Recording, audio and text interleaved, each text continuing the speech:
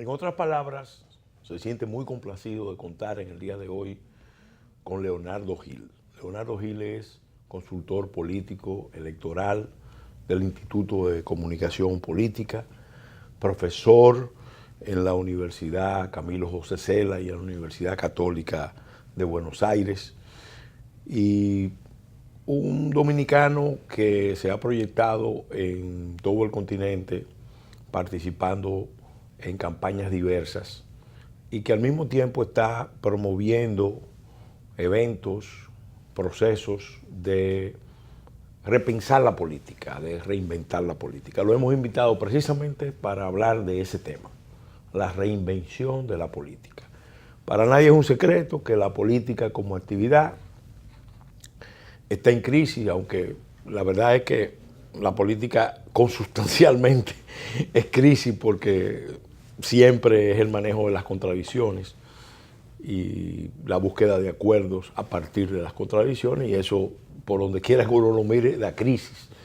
Pero se están cambiando los procedimientos, se están produciendo contestaciones de la actividad política, incluso se habla ya de crisis de legitimidad de los sistemas de partido, la emergencia de liderazgos muy personales, a veces carismáticos, otras veces mediáticos.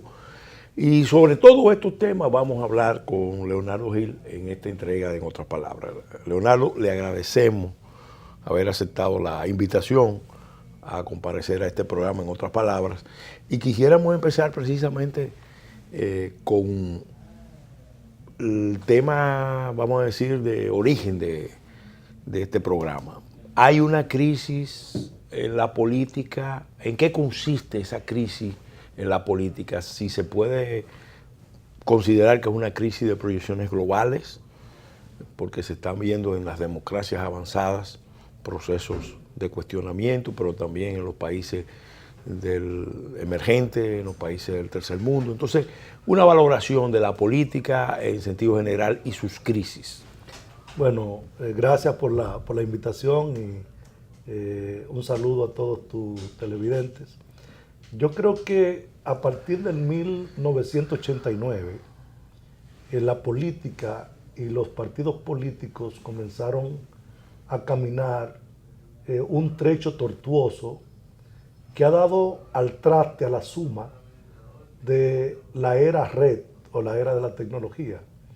Y como bien decías, la política no es más que el arte de dirimir conflictos en una sociedad donde convergen muchos intereses. Pero lo que ha traído la profundidad o evidencia de la crisis no es que la conducta o la forma de hacer política ha cambiado. Lo que ha cambiado son los receptores de esa política a través de la era red, porque el ciudadano está más interconectado y, como dice Moisés Naín, el poder ya es menos poderoso que lo que era antes. Ahora es más fácil, dice él, llegar al poder, más difícil de preservarlo y más fácil de perderlo. Yo creo que lo que está haciendo más complicado el ejercicio de la política y de los partidos es que no se han adaptado a un ciudadano y a una sociedad que ha cambiado de manera vertiginosa. La era red ha cambiado nuestra forma de comunicarnos, ha cambiado nuestra forma de trabajar, nuestra forma de hacer negocios, nuestra forma de viajar, nuestra forma de enamorarnos, pero la clase política se ha resistido a poder amoldarse a ese cambio vertiginoso que ha tenido la sociedad y ha querido seguir insistiendo en comunicaciones bajo unos esquemas que ya están en el pasado. Leonardo, a principios de los 90, Jean-François Revel, un gran pensador político, escribió una obra que se llama El conocimiento inútil, donde él revelaba datos que se han comprobado. Nunca antes la humanidad, los ciudadanos, las personas habían tenido más acceso a información que en cualquier otra etapa anterior y eso aplicable a todas las civilizaciones. Ahora, con las tecnologías, las personas tienen acceso a mucha información, a mucho conocimiento. Sin embargo, se puede hablar de una sobrecarga de información. Y por tanto, se genera otro tipo de relación, porque el ciudadano tiene más acceso a información, sin embargo, es tanta que se genera, vamos a decir, una dinámica de desinformación a partir de la sobrecarga de información. Entonces, los que controlan la red, porque la red teóricamente es un espacio muy abierto, es un espacio muy participativo, y es así, tecnológicamente es difícil controlarlo. Sin embargo, hay asimetrías, porque las grandes corporaciones que estudian los movimientos en la red tienen mucha información y de ahí sacan perfiles y sacan gustos y sacan preferencias, bueno, una encuesta diaria. Y entonces el que está en condiciones de influir más y manipular las asimetrías que naturalmente se tienen que dar en los procesos comunicativos, aunque aparentemente hay una sensación de más participación, podría ser el actor. Sobre todo que la gente, uno lo percibe, quiere cosas simples. Y la política muchas veces no se maneja, muchas veces no, la realidad es compleja. Los que hemos estudiado algo de pensamiento complejo sabemos todas las interacciones que hay. Sin embargo, el ciudadano está en la red, quiere cosas simples, quiere blanco o negro. Los matices, los claroscuros son difíciles de explicar en un tweet.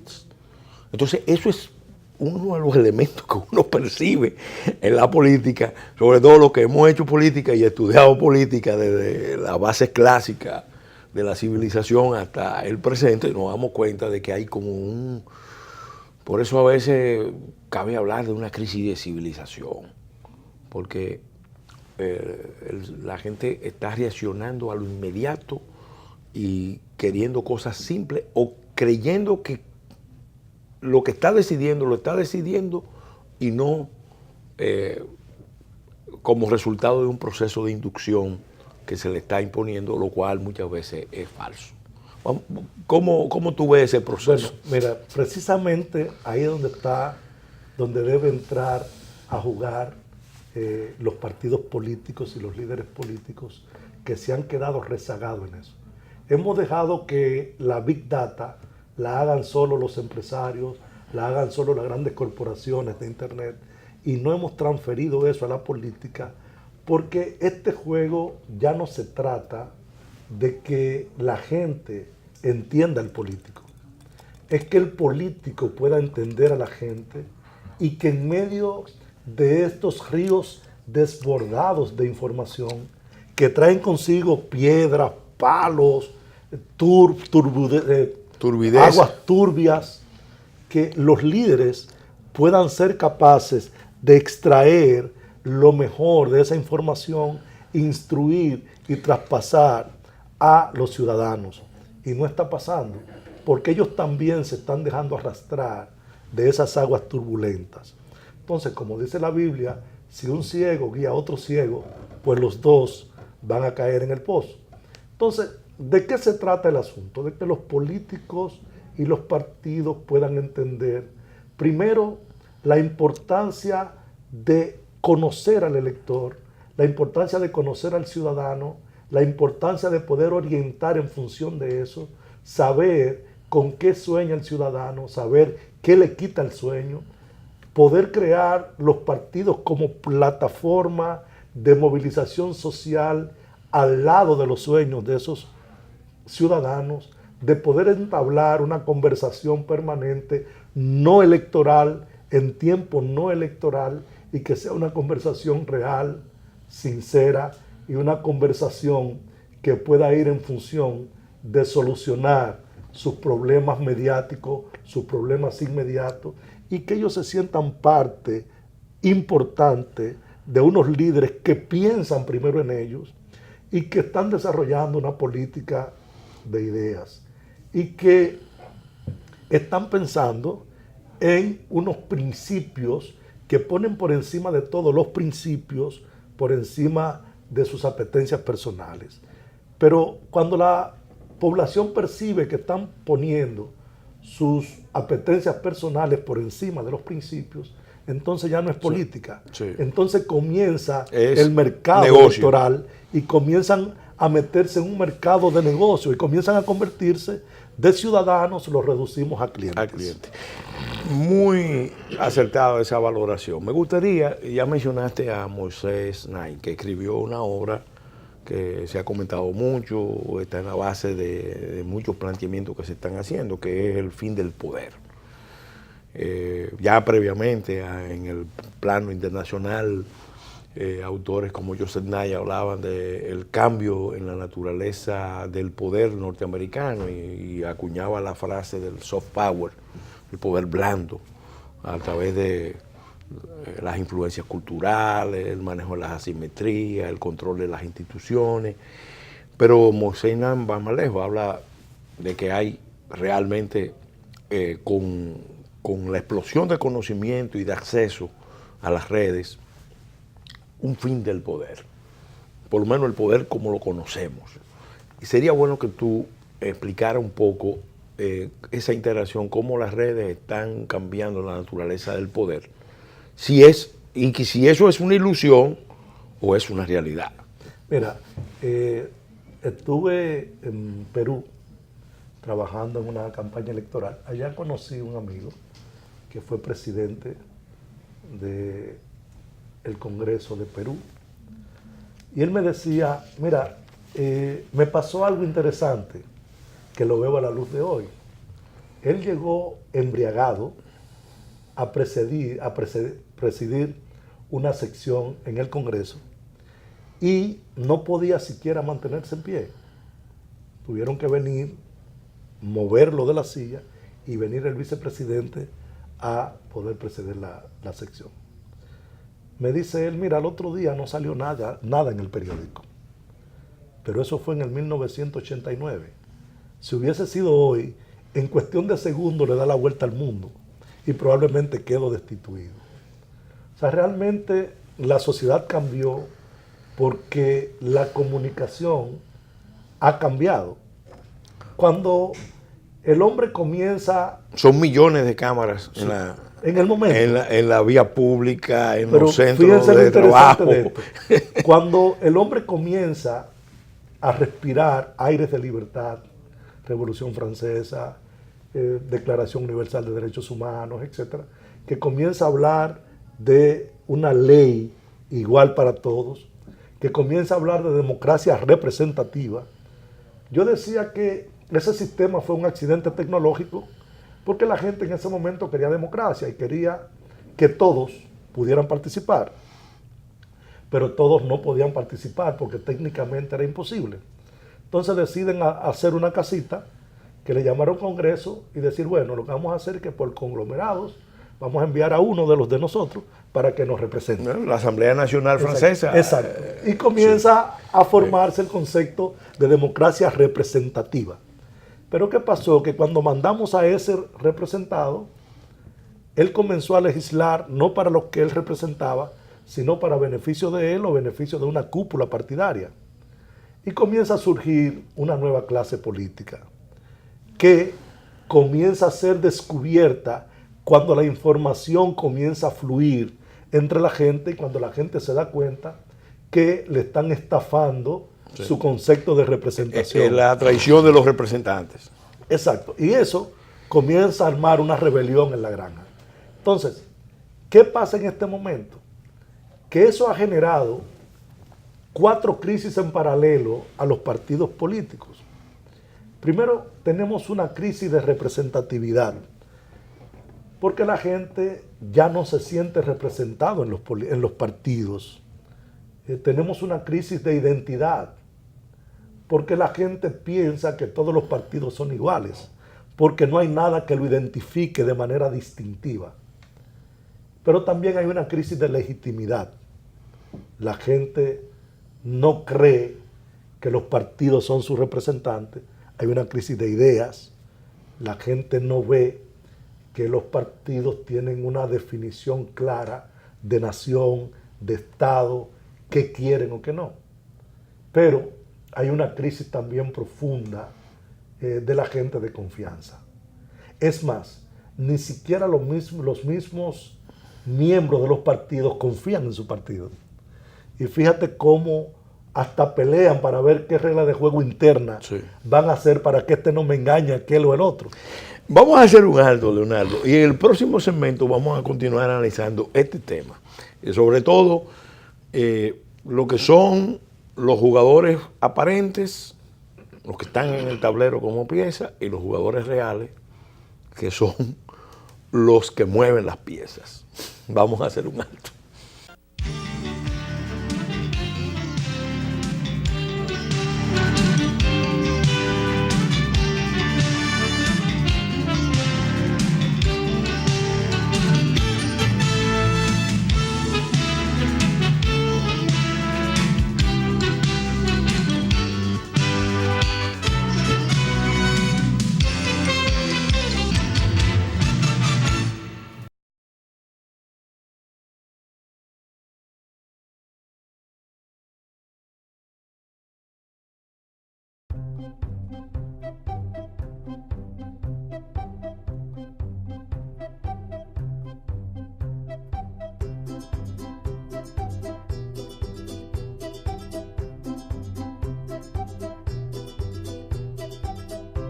Su futuro crece conmigo y con Milex Kinder Gold, porque contiene los probióticos y prebióticos que él necesita para fortalecer su sistema inmunológico. Por eso soy una mamá leona y siempre cuento con Milex Kinder Gold, la leche recomendada por pediatras que saben de nutrición.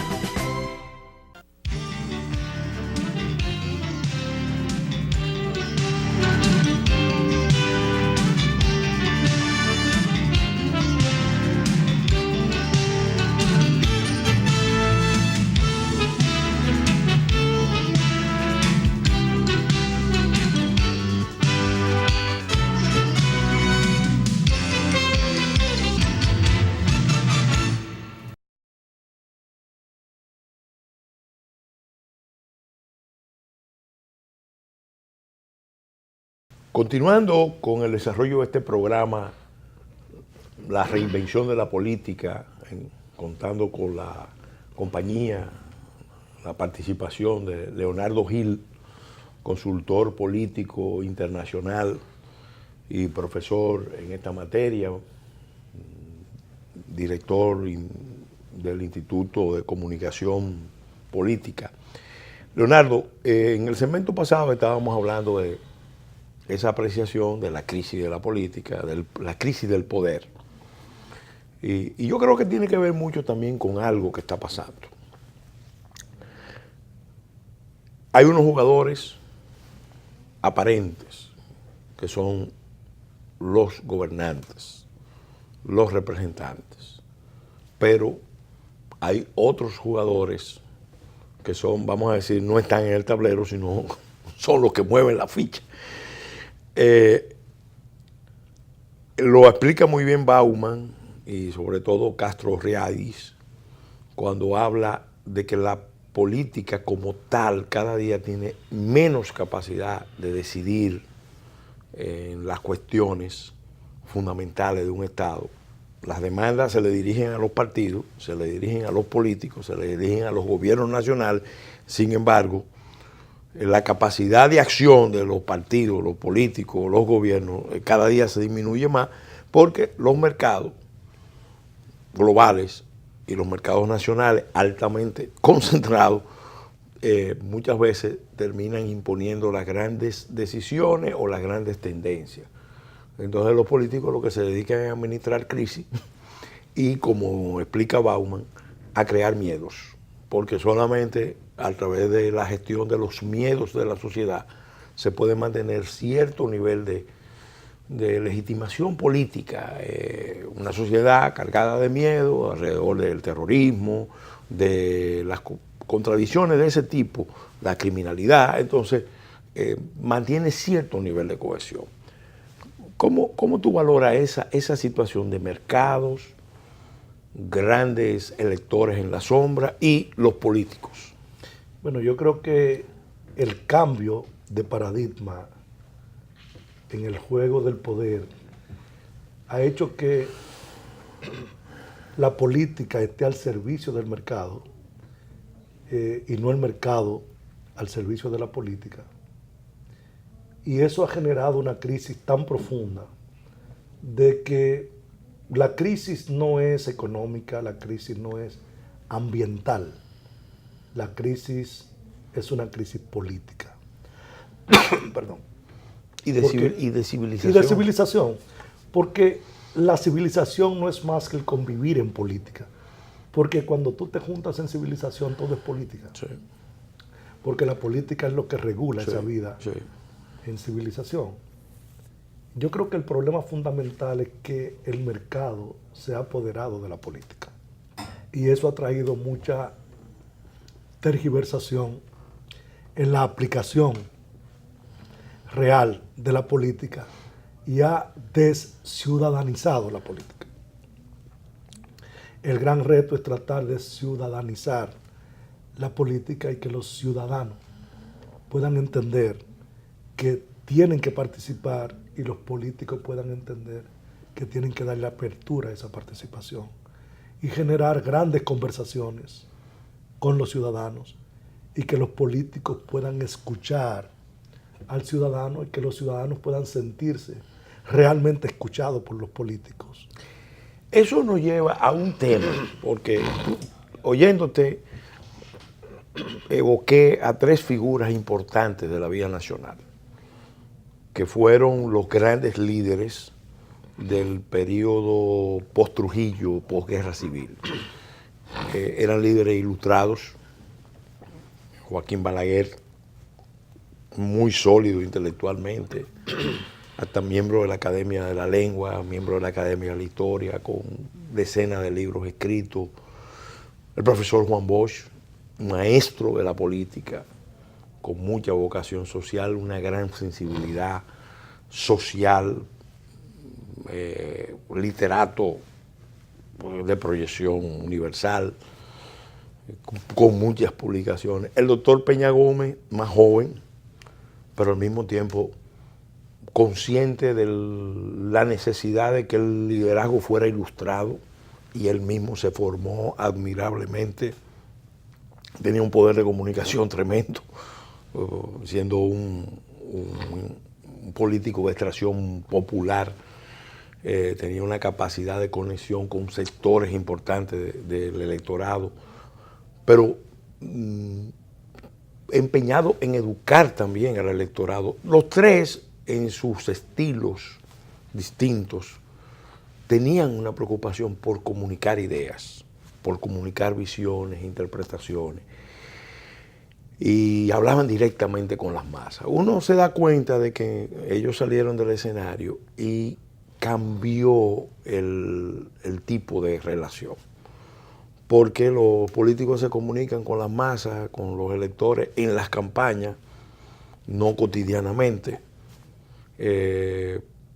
y sobre todo esa comunicación se da muy condicionado por los aparatos demoscópicos, de marketing, porque a la gente no se le está diciendo lo que el político piensa, sino lo que la gente quiere oír, que entiende que son sus necesidades y la forma rápida y fácil de resolverlo. Yo creo que ahí está una buena parte de la crisis de la política. Ahora mismo hay una situación de que hay una falta de comunicación, de propuestas, de ideas, de visiones, y ese es uno de los problemas serios que tenemos.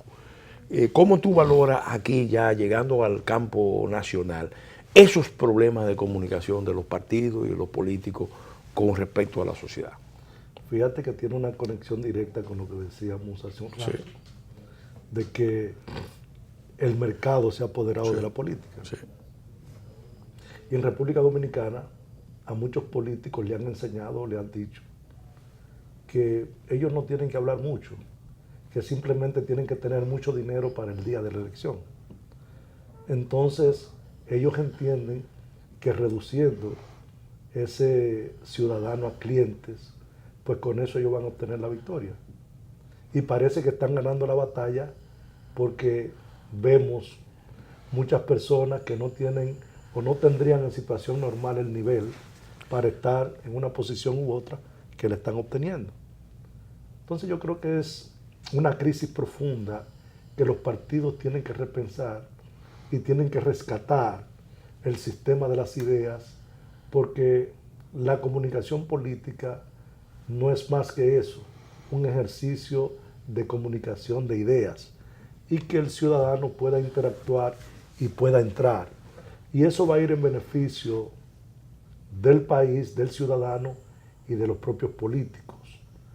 Lo importante es que los partidos en este momento entiendan que si no logran eso, puede ser que haya una ruptura definitiva con el electorado, porque el electorado también está demandando eso en conglomerados importantes, y que la desconexión con los partidos sea tan profunda que pueda venir cualquier otro que no tenga formación partidaria y a lo mejor el remedio pueda ser peor que la enfermedad.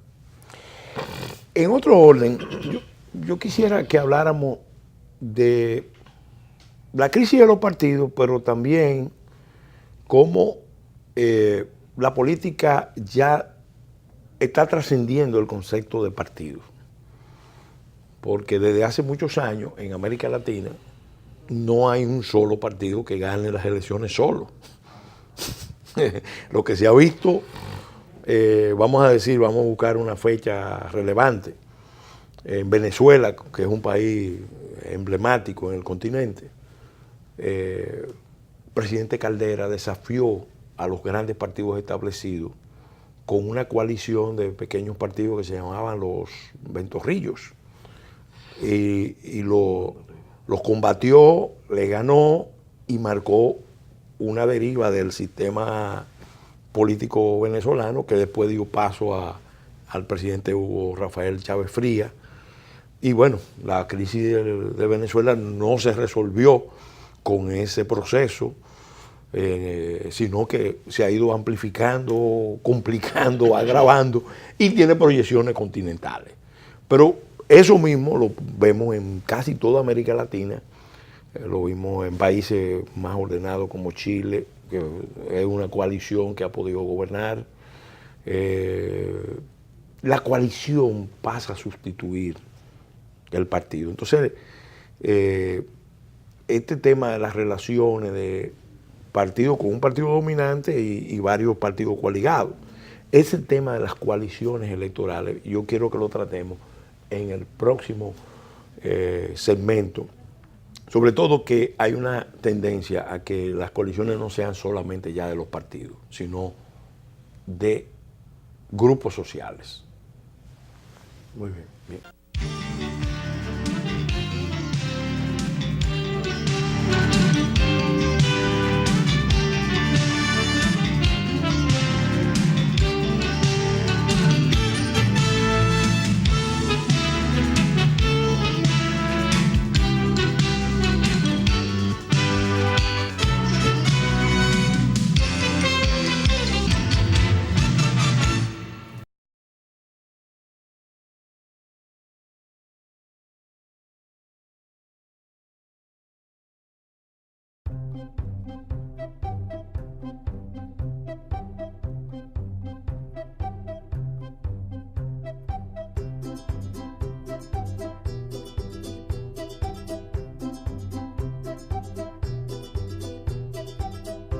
Su futuro crece conmigo y con Milex Kinder Gold, porque contiene los probióticos y prebióticos que él necesita para fortalecer su sistema inmunológico.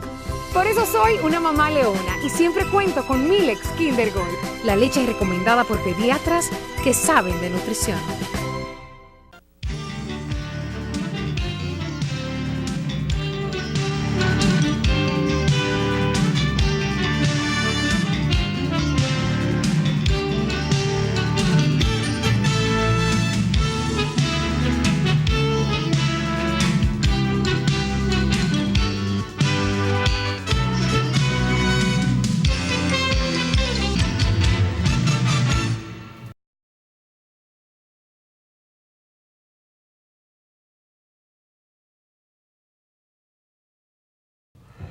Continuando con este programa, en otras palabras, dedicado a reflexionar sobre la reinvención de la política con el consultor, politólogo, experto en comunicación electoral, Leonardo Gil, del Instituto de Comunicación Política.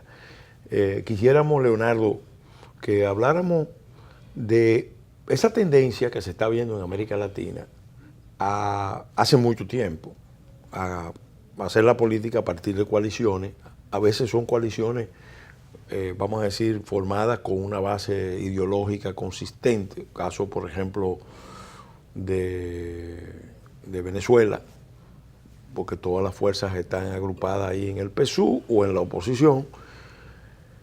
Pero en Brasil se dio una alianza ya no de fuerzas tan afines y hemos visto todas las contradicciones que se han librado en el seno de Brasil. Pero lo que parece algo inevitable es que se formen coaliciones heterodoxas, ortodoxas y ahora últimamente abriéndose a la incorporación de movimientos sociales, movimientos que vienen de diferentes puntos de la sociedad. Entonces ya no se hace política desde los partidos.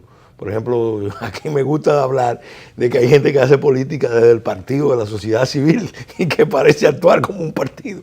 Entonces, quiero oír una reflexión de tu parte. Mira, yo pienso que, como decíamos hace un rato, la crisis de identidad ha hecho que la gente y el elector asimile como forma natural las alianzas entre partidos que antes eran antagónicos, pero el antagonismo se daba en las ideologías que lo identificaban. Como se está borrando esa identidad, ya la gente va asimilando esas coaliciones que se dan ahora. La política cada vez se está definiendo, muchas campañas, por estrechos de márgenes más juntos, y eso ha hecho que se generen esas coaliciones. Y la gente, el elector, no está poniendo resistencia a esas coaliciones por el concepto de identidad, que no lo ven en la práctica tan profundo como se veía antes por el concepto ideológico. Ya esas ideologías se han ido borrando y ellos ven a los partidos casi como iguales. Y los dirigentes de los partidos ya no tienen esa animadversión tan profunda y ya no tienen mucho reparo en hacer una alianza con el partido que otrora era su adversario. Bueno, en el caso de República Dominicana, eso es una constante desde que la Trinitaria se alió con los conservadores para dar nacimiento a la República, y vamos viendo en cada momento se dan las alianzas de contrarios, de antagonistas, hasta el presente, pero en otros países no es tan común. Ahora, vámonos un poco al escenario internacional que se está cambiando, está mudando sorprendentemente, y obviamente eso tiene impactos en las realidades locales. El PLD, por ejemplo, ganó en el año 96, Chávez ganó en el año 98, Lula ganó en el año 2002, y los Kirchner llegaron en el 2002. Llegaron en el 2002 y obviamente ahí se formó casi una coalición continental con unas corrientes importantes, pero en Estados Unidos había una visión, vamos a decir, bastante liberal, con los Clinton primero, luego el presidente Bush no era tan liberal, pero no cuestionó ciertos aspectos de esa política que después fueron retomados por el presidente Obama. Sin embargo, hay en los últimos tiempos una revisión de todo ese esquema que se estaba manejando a nivel continental y a nivel mundial. Y entonces vemos movimientos en Europa que están cuestionando severamente la globalización, severamente el orden europeo. Y al mismo tiempo vemos que eso produce ya resultados de fractura con la separación de el Reino Unido de la Unión Europea. Y eso se proyecta o se encadena con un proceso análogo que se está dando en los Estados Unidos, con una especie de nacionalismo de gran potencia. Y hace posible que un Donald Trump desafíe Wall Street, Silicon Valley, Hollywood, Washington Post, la prensa, la gran prensa, a los contrarios y al establishment de su propio partido. Y gana Donald Trump, y en Europa gana el Brexit. Y bueno, estamos viendo un mundo que está revisando todo ese orden global, y los grandes beneficiarios del orden global manifiestan preocupación, las élites globales, con este fenómeno que está volviendo, vamos a decir, a resucitar las viejas identidades, los viejos discursos, y tiene una respuesta de la sociedad. Aunque ese proceso no es lineal, porque vemos que en España, en Francia, por ejemplo, Emmanuel Macron barre propiamente con la Quinta República y establece un orden, pero sobre bases muy frágiles, porque ya los niveles de popularidad de Macron están muy disminuidos, apenas en el primer año de gobierno.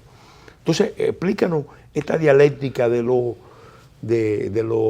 global y lo nacional, y cómo eso está también impactando en las cuestiones de la política, porque son giros sorprendentes.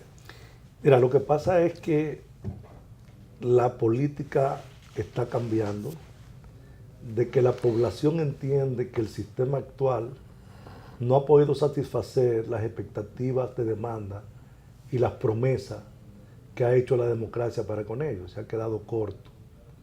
La gente está creyendo cada vez más menos en los políticos y cada vez más menos en las promesas de los políticos.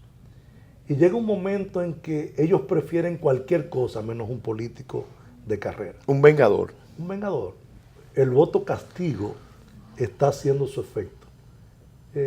Recuerda en el 2001, cuando una señora de manera espontánea comenzó a tocar una olla en Argentina y se convirtió en viral de manera análoga ese toque de cacerolas que dio al traste a la renuncia del presidente de turno y que logró crear unos mensajes tan drásticos como que se vayan todos, pero que se vayan ya. O sea, están diciendo ellos, sí, nosotros preferimos a cualquiera menos uno del sistema. Pero lo mismo acaba de pasar en Alemania. Fíjate cómo los nacionalistas alemanes en este momento pueden lograr varios escaños, que fue el récord para ellos. O cómo pudo, como decías hace un rato, Donald Trump, poder ganarle al sistema. Y más aún, contando una experiencia vivida, en el 2014 nos tocó iniciar una campaña en Nuevo León a la gobernación del estado de Nuevo León con un candidato independiente. Eso quería preguntarte. Jaime Rodríguez Calderón es el Bronco. Es un fenómeno en la política mexicana porque es un desafío a los tres partidos y lo hace sin estructura partidaria. Explícanos, tú que estuviste involucrado en esa campaña, explícanos cómo se dio ese proceso y cuáles son las proyecciones de eso en el marco de la política mexicana. Bueno, lo primero es que debo decirle que nadie creía, o sea, que era una locura. Eso en México no se da, decían las personas, porque México tiene una partidocracia muy profunda, muy arraigada. Todavía los partidos son demasiado fuertes en México. Me parece escuchar a algunos dominicanos que me dicen eso. Y resulta que había un sentimiento antipartido y antipolítico que logramos sacar de la gente. La figura del independiente es un ciudadano común y corriente que decide correr a una posición electoral y que bajo algunos requisitos, si lo cumple, entonces lo inscriben como candidato independiente, sin partidos, sin movimientos políticos, etc. ¿Y qué condiciones personales tenía él? Porque no un ciudadano común y corriente hace eso. Bueno, unas condiciones personales excepcionales como político, como comunicador, como un hombre llano que conectó de una manera sorprendente con la gente. Él, antes de eso, fue alcalde de la ciudad de García, en Nuevo León. Sí. Y hizo cosas interesantes, había una historia que contar de él. Venía con una experiencia, sí. Por ejemplo, tuvo 2 atentados de los Zetas, se enfrentó con los Zetas.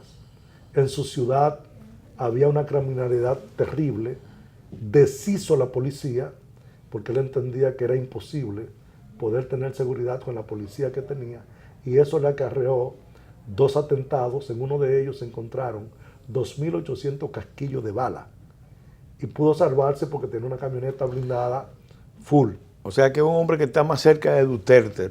Exacto. Le secuestraron una hija, le mataron un hijo, o sea, se enfrentó con ya es una historia, ya tenía eso... una historia que la contamos, sí, sí. La gente entendió que él podía enfrentarse a la partidocracia, logramos adentrar en la gente o despertar un sentimiento que ya tenían, porque en política normalmente el mensaje está en la gente. El trabajo de los candidatos y de los partidos es lograr poner en escena ese mensaje que ya está en ellos. Entonces, lo único que hicimos fue definir un primer eslogan: políticos de siempre versus ciudadanos independientes. ¿Tú con quién estás? Y la gente se viró de una manera sorprendente por los ciudadanos independientes y no por la clase política que ellos entendían que eran los responsables de todos los males que tenía la sociedad, porque los partidos tenían más de 100 años gobernando y porque no habían podido lograr hacer las transformaciones que había, etcétera, etcétera, etcétera, por ahí. Y comenzamos a colectar firmas. El prerequisito eran 138,000 firmas en 40 días para que pudiera ser candidato. Sí, pero es una cantidad y la factible. La gente se viró de una forma sorprendente y pudimos obtener más de 350,000 firmas, que luego esas firmas logramos duplicarlas porque las fidelizamos, y todo el que dio su firma al final terminó votando apoyando, y multiplicando. Y lo único que hicimos fue una estrategia de uno más. O sea, le decimos, mira, lo que queremos es que tú busques uno más, que se sume con esto, y al final sacamos 1.120.000 votos. ¿Y cuál proyección tiene Jaime Rodríguez Calderón después de esa experiencia? Bueno, ahora ya el viernes pasado se inscribió como aspirante a candidato independiente por la presidencia de México. Eso significan 890,000 firmas que hay que buscar. Eso parece que va a ser la ex primera dama de México. Sí, también Margarita Zavala se va a ir por lo independiente porque ella no pudo pasar en el PAN. Pero Margarita Zavala no es una independiente auténtica. Está relajando el movimiento independiente porque está tomando, como no me dieron chance en el partido, me voy por la independiente. Pero no es porque yo soy ciudadana independiente. O sea, yo dependo. Sí, es una fractura. Exacto. Es una fractura. Es una fractura. Entonces, estamos en ese proceso. Eso no significa, estoy hablando de una campaña y de un sentir ciudadano en un momento determinado. Eso no significa que de ahí hacer una buena campaña como independiente haga un buen gobierno como independiente. Claro. Porque no es lo mismo. Ya una cosa es con guitarra y otra es con violín. O sea, tú prometes muchas cosas cuando eres ciudadano, cuando eres candidato, pero se te hace difícil. Bueno, tendría que venir acompañado de un movimiento que la gente perciba que tiene capacidad de formar gobierno, porque todo el mundo con cierto nivel de racionalidad sabe que formar gobierno es mucho más exigente que formar gobierno, ejercer el gobierno, mantener el gobierno y hacer buen gobierno es mucho más exigente que ganar una elección. Sin embargo, hay algunas experiencias en América Latina que quisiera que lo analizáramos en el próximo segmento, que son interesantes, de renovación del orden político sin ruptura con los partidos. Caso, por ejemplo, colombiano, que es interesante. Primero Pastrana, que se sale de su partido, forma un movimiento con el apoyo del país nacional, para usar un término muy colombiano,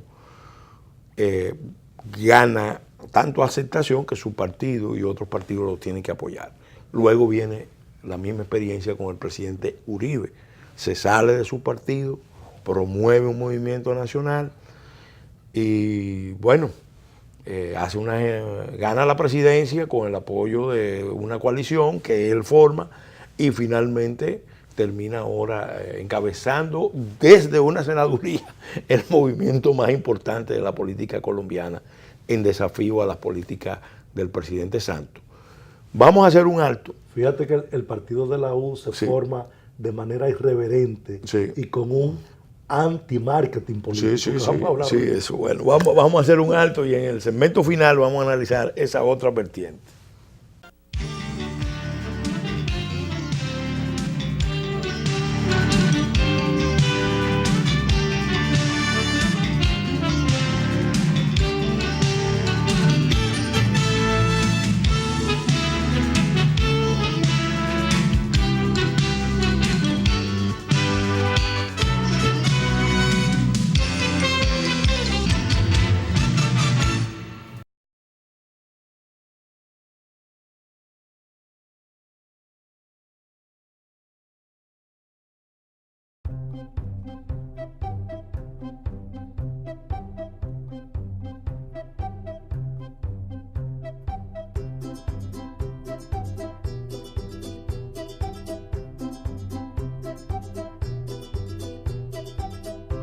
Su futuro crece conmigo y con Milex Kinder Gold, porque contiene los probióticos y prebióticos que él necesita para fortalecer su sistema inmunológico.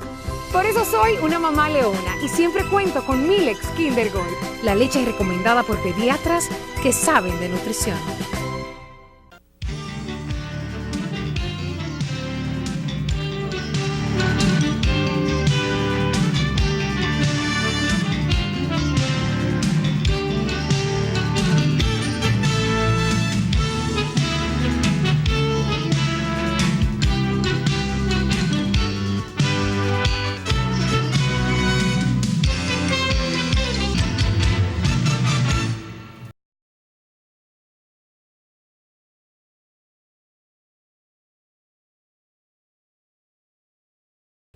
En este programa, en otras palabras, dedicado a analizar con la compañía de Leonardo Gil, consultor político, estratega electoral, la reinvención de la política, que es un tema de mucha importancia y una indudable actualidad.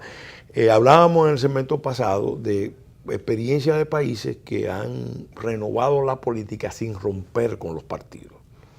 En Venezuela se produjo una fractura del sistema de partidos y el sistema tradicional fue barrido y sustituido por nuevos actores. En Colombia, por ejemplo, la clase política tuvo, vamos a decir, la habilidad o la capacidad de hacer eso mismo sin romper con los partidos, quizás por el estado de conflicto interior que tenía, que obligaba a una fórmula de esa naturaleza.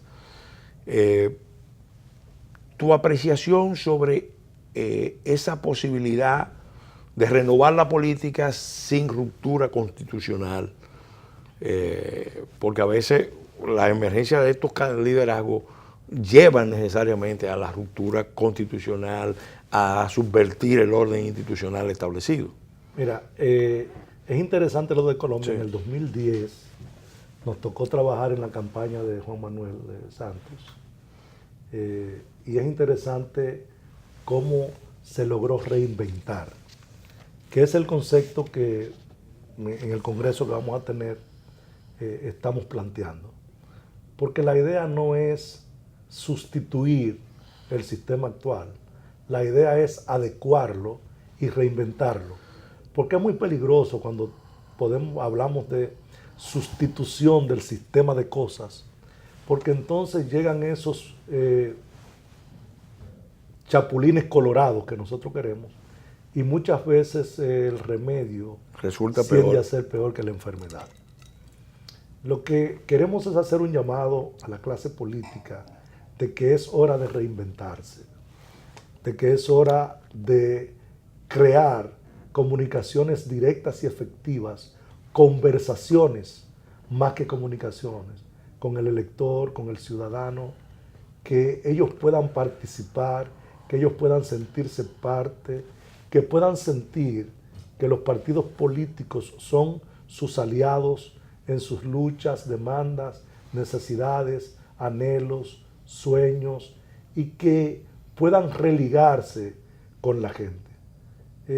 Si no pasa eso, creo que estamos compelidos en este momento histórico de reinventarse o morir. Hay una realidad también que está planteada, porque en Europa ya hay una corriente de análisis que está planteando una especie de estrés electoral. Incluso hay un autor que propone en un ensayo muy audaz, se llama Contra las elecciones, propone que se empiece a reformar o a repensar la idea de democracia, porque la idea de democracia no está en cuestión. Sin embargo, la democracia electoral, con una participación continua, con los costos que eso conlleva, con el desgaste que conlleva de elegir gobiernos que después resultan entrampados entre las necesidades de legitimación y los requerimientos de la eficacia, son realmente desgarradoras y está desbaratando el orden político, porque la gente elige gobierno, pero los gobiernos, su capacidad de resolutiva está muy disminuida por los mercados, por los entornos exteriores. Bueno, lo acabamos de ver en el proceso de Catalán.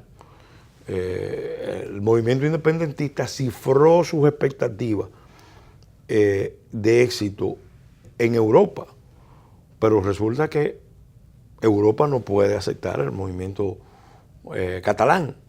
Si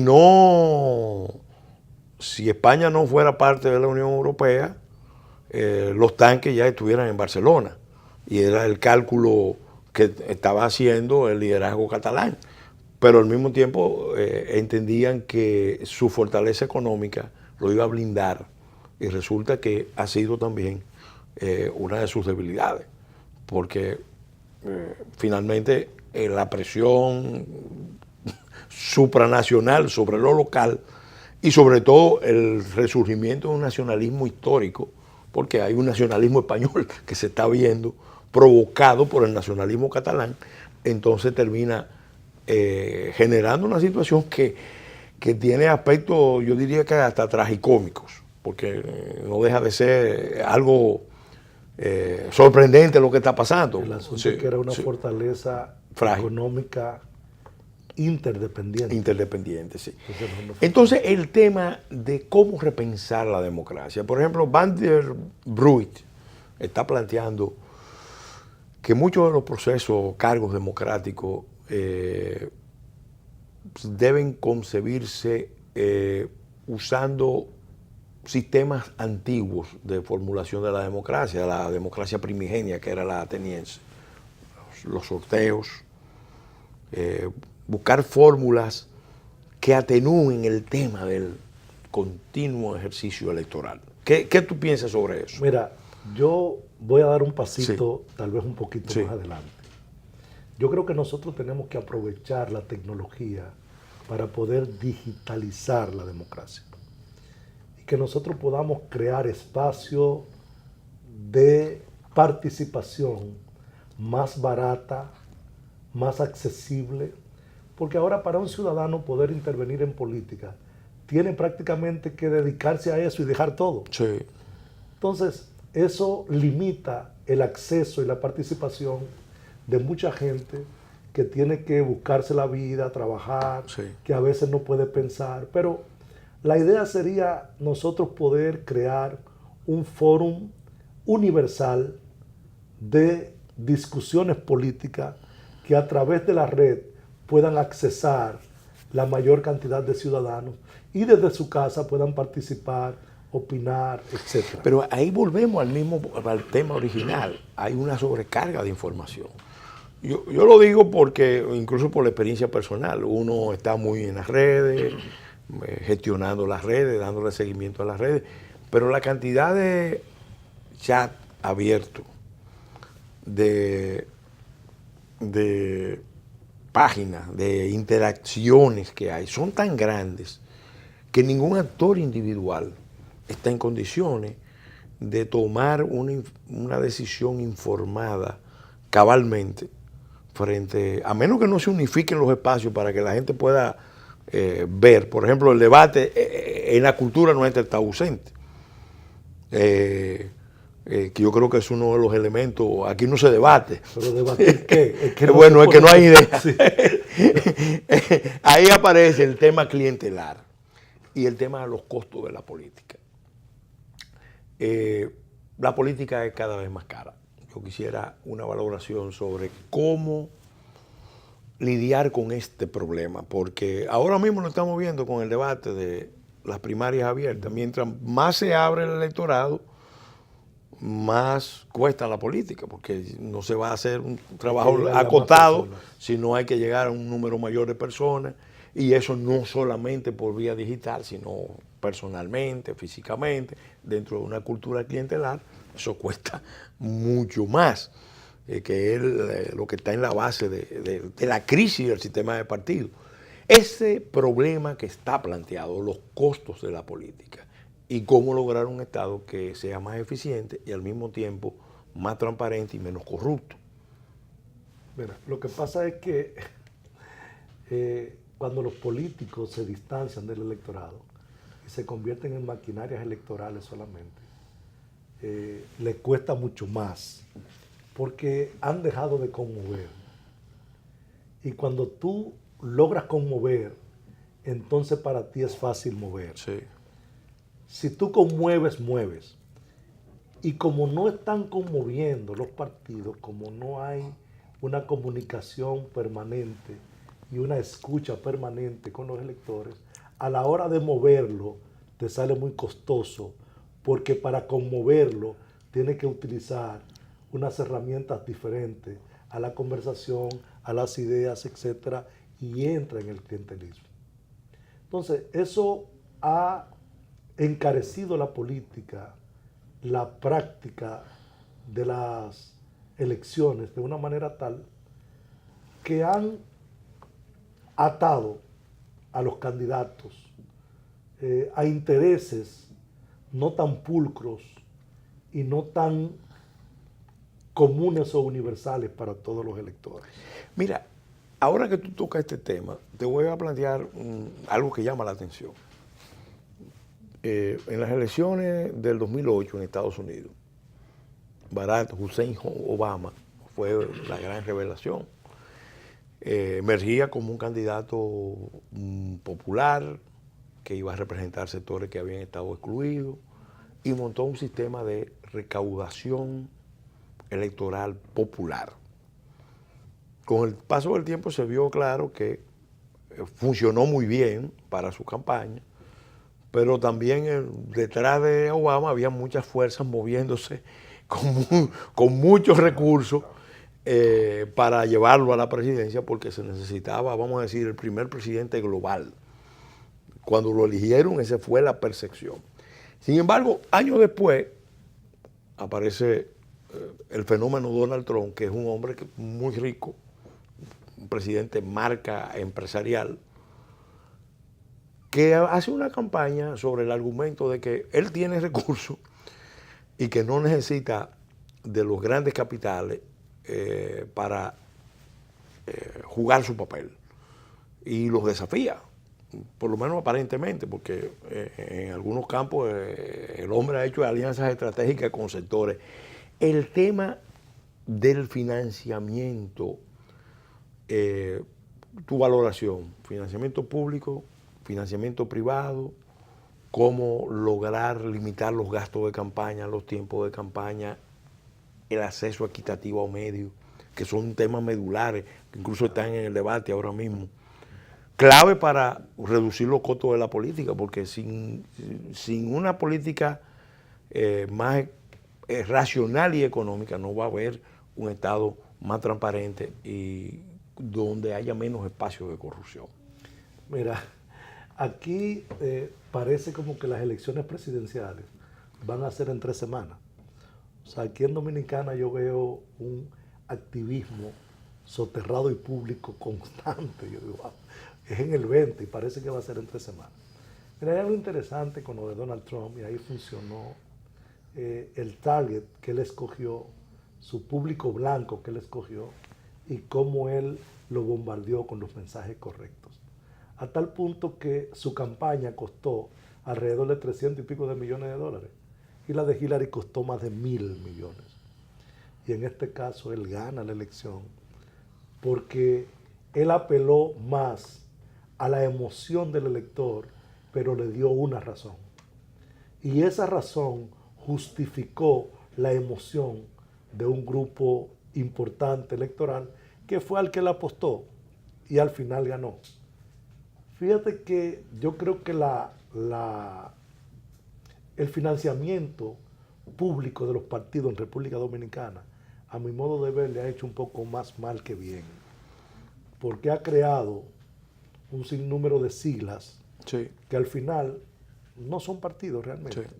Entonces, creo que hay que volver al concepto de militante, de la persona que cree en una idea, que aporta por esa idea, que cotiza por eso, para poder lograr desclientelizar un poco más el sistema. Finalmente, en medio de esta política, donde hay tanta información, aparece un concepto nuevo que es nuevo y es viejo, muy viejo. Las noticias falsas, el fake news, que fue muy popular en las elecciones de Estados Unidos. La rumorología. Mark Twain decía que si usted no lee la prensa, usted no está informado, pero que si usted lee la prensa, está desinformado. Entonces, ahora además de la prensa, como factor de información o desinformación, tenemos las redes y la construcción de realidades virtuales con efectos contundentes, porque te pueden determinar una elección. Hemos llegado al extremo de una elección en Estados Unidos donde nada más y nada menos que los opositores al candidato, al presidente de los Estados Unidos, lo acusan de ser virtualmente un agente ruso. y eso es algo, o sea, que en la primera democracia del mundo, del país más poderoso, estén acusando al presidente de los Estados Unidos de haber sido colocado por las manipulaciones rusas, es algo impactante, porque si eso pasa en Estados Unidos, que yo personalmente creo que no pasó, pero si pasa ya, bueno, ¿dónde no va a pasar? ¿Y qué efecto tiene sobre el orden global? Lo que pasa es que ya, como tú bien decías hace un rato, Sí. los rumores han existido siempre. El asunto es que ahora hay canales de difusión muy fuertes de esos rumores. Entonces ya la rumorología se está... Eso es guerra convirtiendo- política. Sí, se Eso está es guerra convirtiendo política. en una herramienta de Sí. marketing político, pero eso es peligroso. Eso es contracampaña. O sea, sí, es peligroso porque tienden a ser campañas sucias. O sea, y es importante la diferencia entre una campaña negativa Sí, y una campaña sucia. Una campaña negativa es cuando tú resaltas algún problema o algún Error. que haya cometido tu oponente, pero que es verdad que lo Sí, cometió. sí, sí. No, tú haces campaña negativa. El elector, mira, tú tienes que saber que este candidato hizo esto y sí. esto. Pero lo hizo. Bueno, campaña negativa. Pero la campaña sucia es cuando yo construyo algo sobre la base de la mentira, de lo endilgándote que tú hiciste. Cosas que cuando no que no pasaron. Entonces, eso se convierte en un rumor que puede ser difundido de una forma directa ya a través de canales expeditos que hay. Claro. Y ahí fíjate cómo las redes, las cosas positivas que tienen, quedan, vamos a decir, neutralizadas o afectada, menoscabada por las cosas negativas.